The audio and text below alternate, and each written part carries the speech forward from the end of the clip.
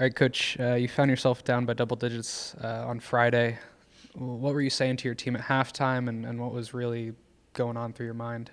We didn't really anticipate, obviously, the first half of our Canisius game. I thought we came out the first couple minutes okay, and then just kind of got punched by them. And give Canisius credit, they came out really focused, a new staff on their end. A couple of their new players really helped them. And I thought defensively we had a few breakdowns, and offensively it was kind of a combination of we weren't executing as well as we had practiced.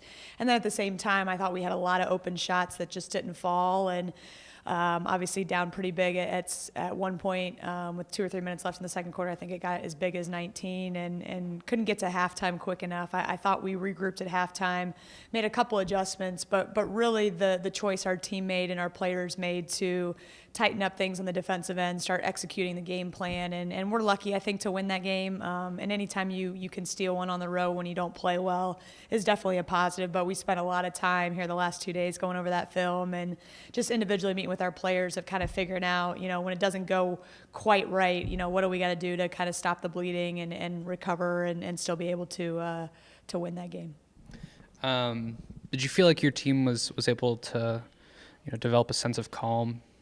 Even though being down by double digits, was it kind of a situation of panic, or was it something where we know what we need to fix and we did it? I definitely relied on our upperclassmen to kind of get us out of that hole, and we got a lot of young players on the bench, and because Canisius took the lead and really played well, I wasn't really allowed to kind of trust those young kids as much as I wanted to going into the first game, and I had to make that decision. If we were going to kind of come back, it was going to be through those vets who had been in that situation before, and that was great looking at Lauren Dickerson and Kendall McCoy and Bailey Reed and Leah Purvis and Kristen Levering. They've been in those positions, especially last year, to be able to bounce back, and so we were talking about making those adjustments to play Miami basketball a little bit better, and kudos to them for having the maturity to step up, keep their composure. They were very locked in at halftime to what we were saying as a staff, and then ultimately, like I said, they had to make the choice to change the way things were going, and very proud of them on the road with their resiliency to find a way to win that game. One of the pivotal moments of the game, a couple minutes left, Lauren Dickerson got a steal at half court and dished it to Kendall for the tying bucket. Lauren's hands have been really active from what I've seen earlier this year. Is this something that she's been working on, her defensive game, even though she's undersized and has she really worked to be improving that? Absolutely, Ben. She really made an emphasis in the offseason of how can I be a better defender, and I think with her size and quickness, we found a lot of possessions last year where she was there to make some sort of play and just didn't quite have that activity level. So she's got great anticipation skills. Obviously she's down low getting up into people at 5'5", but her ability to just get tips and deflections, she was jamming her finger so much in preseason because she was getting all those deflections. Obviously had a big one late in the game, and then just had the composure. We just talked about that, the composure to kind of survey the floor. Kendall had been kind of under the basket in the transition part of the play, popped to the corner. The whole bench is standing up, telling Lauren where to pass it to, get that shot for Kendall in the corner, and then Kendall obviously stepped up and made the shot. But just the emotion that we started to play with, and that chemistry that they brought, and really willed themselves to just possession by possession, stay focused and try and execute down the stretch. Are there any pressing thoughts on what you could improve on, or what you've told your team that you would really like to improve on before the game tomorrow? Yeah, I think we're a work in progress on the defensive end. I thought we, whenever we saw on film some possessions where, man, we had 4 people on the right page, there was that, one person who missed a block out, or, we were a little bit off on how we guarded a certain screen, and Canisius took advantage of it. And that's what good teams do. That's what experienced teams do. So we talk about that every day. The rebounding battle was a concern for me. I thought we'd do a much better job on the glass. It didn't go that way, and that's a couple things defensively we've talked about. And then I think as time goes on, you're going to see our offense clicking a little bit better and being able to knock those same shots that we had on Friday. Okay. This week you host Eastern Kentucky tomorrow, and then you also are on the road on Friday. What are you taking away from that Canisius game that can help you in these next two games as you really start the season? I think we can always going to be able to reference that game, especially early in non-conference. That we showed some fight out there. You have to be ready to play for 40 minutes. It's nice to be able to open up back at home here on Tuesday night and see if we can improve from some of those things that happened in Canisius. Watching Eastern Kentucky, they got a good balanced attack. They got some good shooters. They got a couple kids who are real athletic and can get in the paint.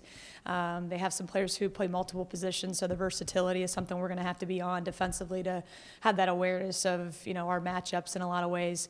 Hopefully they'll be excited to come back to Millette in front of their home fans and set the tone right from the home game stretch. And then obviously the rest of the week we got another road game, and so it begins. You got a couple days to kind of talk about the previous game, and then you got to move on. And we're still have the same mentality of it. This is about getting better each and every day, whether it's in practice, in a film session.